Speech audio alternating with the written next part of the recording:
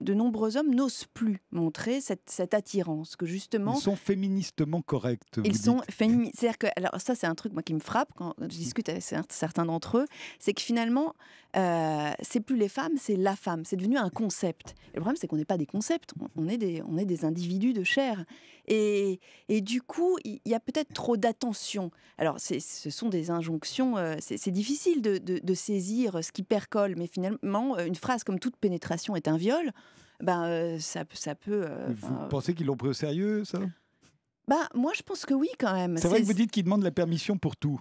Parce Oui, qu'ils ont peur des procès? C'est par exemple, c'est ce qui se passe aux États-Unis, les lois d'affirmative consent. Il y a quand même cette idée que à chaque étape at each step of the process, l'amour est perçu comme un process.